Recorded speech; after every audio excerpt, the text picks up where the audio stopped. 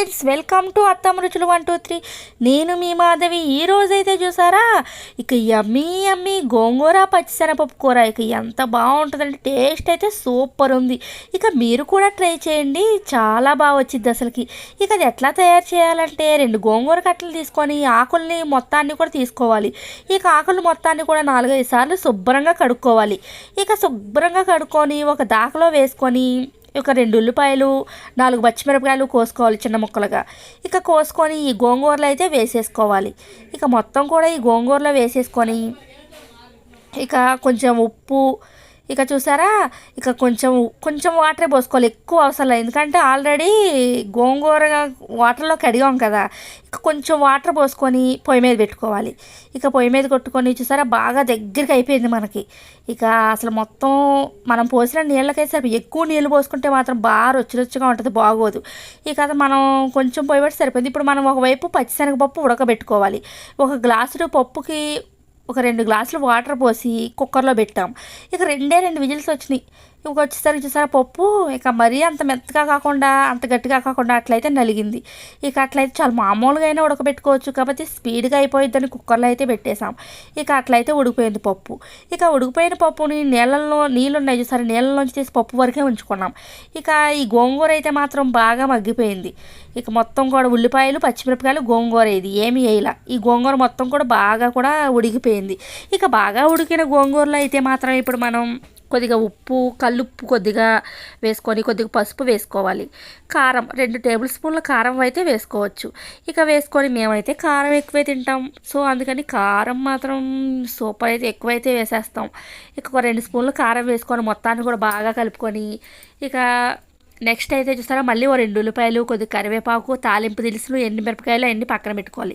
మళ్ళీ వేరే కళాయి పెట్టుకొని ఆయిల్ పోసుకొని ఆయిల్ బాగా హీట్ అయ్యాక కొద్దిగా పచ్చెనపప్పు, మినపప్పు, సాయమినపప్పు, ఆవాలు, 2 ఎల్లుల్లిపాయలు, 2 ఎండుమిర్చి, కొద్ది జీలకర్ర వేసుకొని ఇక చూసారా ఇంక ఇదైతే మాత్రం ఇంగువ అయితే మాత్రం వేసుకోవాలి. కొద్దిగా ఇంగువ వేసుకొని ఇక కరివేపాకు 2 రెబ్బలు కరివేపాకు వేసుకొని ఇక వీటిని మొత్తాన్ని కూడా బాగా వేపుకోవాలి. ఇక ఇవి మొత్తం కూడా బాగా వేగినాక ఇక కొంచెం ఉప్పు వేసుకోవాలి, ఎందుకంటే మనం పచ్చిశనగపప్పు వేస్తాం, అది దానికి బాగా పట్టాలి. ఇక ఆల్రెడీ పచ్చిశనగపప్పు అయితే మనం ఉడకబెట్టాం చూసారా, ఆ పచ్చిశనగపప్పుని నీళ్ళలోంచి తీసేసి మొత్తం కూడా ఈ ఉల్లిపాయలు అయితే వేసేసుకోవాలి పచ్చిశనగపప్పు. ఇక ఈ పచ్చిశనగపప్పుకి బాగా వేపుకోవాలన్నమాట మనం. ఇక బాగా వేపుకుంటూ ఉండాలి. ఇది కూడా బాగా ఆల్రెడీ ఉడికిందే కదా. కొంచెం కారం, ఎందుకంటే పచ్చెనగపప్పుకు కూడా ఉప్పు కారం కూడా పట్టాలి. ఆల్రెడీ గోంగూరకి అయితే ఉప్పు కారం అవన్నీ వేసేసాం. ఇక దీనికి కూడా వేసేసి ఉప్పు కారం వేసి ఇక హై ఫ్లేమ్లోనే పెట్టుకొని ఒక 2 నిమిషాలు అటు ఇటు బాగా కలుపుకుంటూ ఉండాలి. ఇక మొత్తము నీళ్ళు అయితే ఉన్నాక నీళ్ళు మొత్తం కూడా ఇంకిపోయినాక ఆల్రెడీ మనం ఉడకబెట్టిన గోంగూర మొత్తాన్ని కూడా ఈ పచ్చిశనగపప్పులు అయితే వేసేసుకోవాలి. వేసుకొని వీటిని మొత్తాన్ని కూడా బాగా కలుపుకోవాలి. ఇక వీటిని మొత్తాన్ని కూడా బాగా కలుపుకోవాలి. ఆల్రెడీ మనం పప్పు ఉడకబెట్టింది, గోంగూర ఉడకబెట్టింది. ఇక సో తొందరగా అయితే కర్రీ అయితే రెడీ అయిపోయిద్ది. ఇక చూస్తేనే వావ్ అనిపించేలా ఉంది. ఇక తింటే ఇంకా సూపర్ అవుతుంది. మొత్తం కూడా బాగా మగ్గిపోవాలి. ఇక మొత్తం కూడా బాగా మగ్గిపోయింది. ఇప్పుడైతే మనము చూసుకోవాలి ఉప్పు కారం అన్నీ సరిపోయినా లేదు. సరిపోతే ఇప్పుడైతే అడ్జస్ట్ చేసుకోవచ్చు. లేదు మనమైతే అత్తమ్మ అయితే ఒకసారి వేస్తేనే కరెక్ట్గా సరిపోయిద్ది, అది మళ్ళీ వేసుకునే పనే ఉండదు.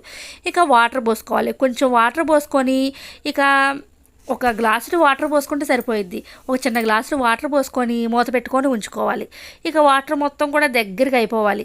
ఇక వాటర్ మొత్తం కూడా దగ్గరికి అయిపోయాక అప్పుడైతే కూర రెడీ అయిపోయినట్టు. ఒక 5 నిమిషాలు అయితే చూసారా వాటర్ మొత్తం దగ్గరికి అయిపోయింది.